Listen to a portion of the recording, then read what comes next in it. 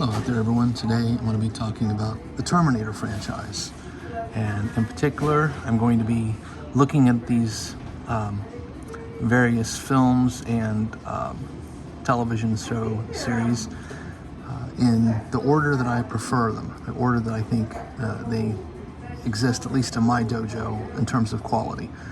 And I'd like to start with the first Terminator, which I know a lot of people will cite the second film was the best film, but as much as I love the second movie, and it's certainly part of the zeitgeist of the early 90s, I think the first Terminator just had such an edge, and for the budget that it had no business being this effective. And that's to a large degree because of James Cameron and his work with Roger Corman. Previous to this film, he was apparently a disciple of sorts, or at least someone who worked on Roger Corman films and learned the tricks of the trade to make a little go a long way. But the Terminator was just such a good, propulsive action film with such an edge. I can't stress enough how good it is. And Arnie, he was so delicious in this. I mean, I love the bad Terminator, personally. I prefer him playing the bad Terminator, even though I think that the narrative direction they took with the Terminator makes sense, because you can't have as many films as they've had and have him play the same bad Terminator every time.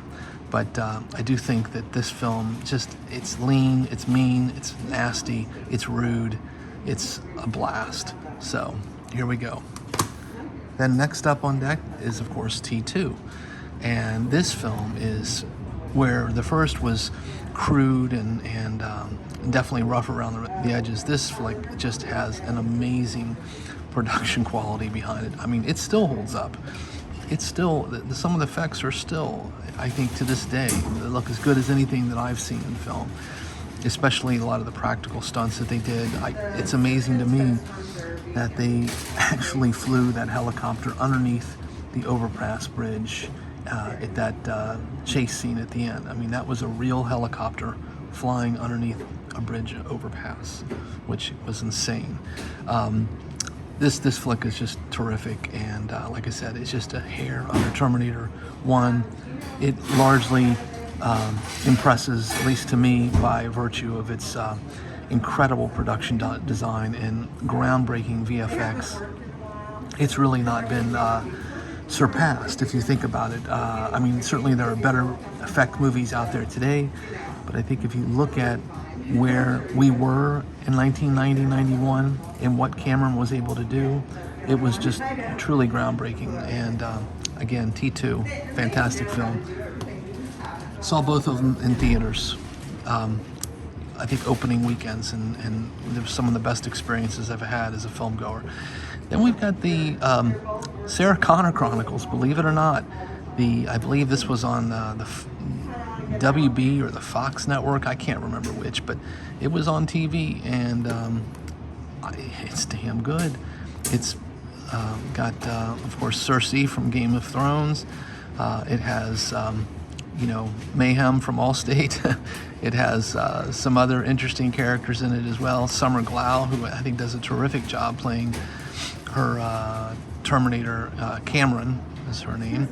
And I mean, it's just really a well done show, and I think it has some terrific plot developments that make it absolutely worth a watch. And I would put it right behind T2 in the canon. And then this is the second season, and I wanted to point out that this has this terrific actor here, Garrett Dillahunt, in season 2, and he is just really wonderful. I was really disappointed when they didn't proceed from where they left off on season 2 of the show. Again, I think this is just right behind T2 in terms of quality within the Terminator franchise. Then up next is Terminator Dark Fate, and I know this film got a lot of flack. I think it was a lot of fun. Could it have been better? Yes, I think that climactic finale was a little over the top, but I loved the opening, and I like some of the things that they did with the new bad Terminator, and even with Arnold's Terminator, I thought it was pretty funny. Arnie has a great screen presence and great sense of humor. I enjoyed it quite a bit. I mean, is it with, I think it's definitely a step down in quality from this T1, T2, and the Terminator Sarah Connor Chronicles, but I still enjoy it quite a bit. I'd give it a B. And then we have T3, which at the time the film came out, I actually enjoyed it, and I thought Arnie did a great job. But I had a problem with some of the blatant product placement in the film. I mean, it was really distracting, and you could tell that they just didn't know quite what to do with the story. It was basically a rehash of T2. And, while I think it was executed fine, I mean, Jonathan Mostow is a very underrated director. He did one of my favorite films, Breakdown, which I have on my shelf and reviewed earlier. And I think he's a solid director. And I think, with what he was given, I think he did a fine job. It's just, I don't think the story was really up to snuff, even though there were some interesting twists. And I do think most people agree that the ending was quite terrific. It was a very ballsy ending.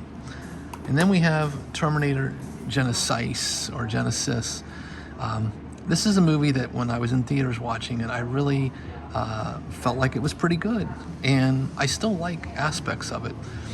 But man, I mean, there's just something about it. It's just so all over the place. I think part of the problem is this thing takes place, I think, in 3 different times. It's just narratively extremely busy.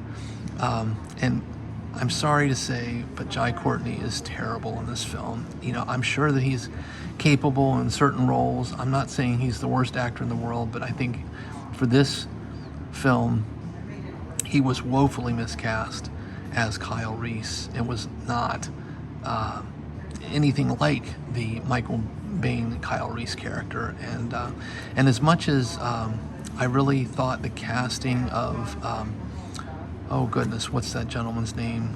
The guy who was in Zero Dark 30. He plays John Connor. He is actually quite good. I'm sorry, I'm blanking on his name, but what can I say? I just feel like this movie was a mess, and Alan Taylor directed, and he of course directed Thor, The Dark World, or whatever that god-awful sequel to the Thor was. It's just a mess of a movie, but Arnold is great. I think Arnold is still fun to watch, and he brings his usual charisma to the proceedings, so I still think it's worth a watch. It's just not very good. Then lastly, we have Terminator Salvation, which is an atrocious film. And I know some people completely disagree with that sentiment and have said this is actually the best Terminator since T2. Fine, whatever, opinions vary, as Dalton says. I just thought it was horrible. I remember being in the theater and thinking, God, this is about the worst movie I think I've seen in some time. And that's despite the fact that it has Christian Bale, who I really respect and appreciate. He's a terrific actor. Sam Worthington was fine, although I think he was sort of shoved down our throats after, in and around the Avatar era, and I don't know that was warranted. I think he's an okay actor, but I think the movie just didn't know what it wanted to do. Was it going to be a movie about John Connor, or was it going to be a movie about Marcus? I think the other thing that obviously hurt it was Arnie's absence. I know they put a CGI Arnie head on a sort of another actor's body, and he appears at the end briefly, but it just looks ridiculous. And I think the only bright spot is actually, as I think about it, Anton Yelchin, who plays Kyle Reese, the young Kyle Reese, I believe, in in this film, and may he rest in peace. I thought he was actually quite good. He was a really good, really the standout of the film, quite frankly. And while the production was good, I just didn't like the look of the film, and the story was just god-awful. I mean, it was just not a well-conceived story, and I think the action was, while it was certainly polished and you could tell they spent a lot of money on it, it was just kind of goofy. I just didn't care for it. So there you have it. There's my Terminator ranking. Obviously, I'm a big fan of the franchise. I've got all the films and the TV show. on my shelf, but certainly quality does vary. But I do think Terminator 1, 2, the Terminator Sarah Connor Chronicles, they are all great, and I think Dark Fate is fun, and then there's sort of the rest of them. So on that note, please take care, and until the next time.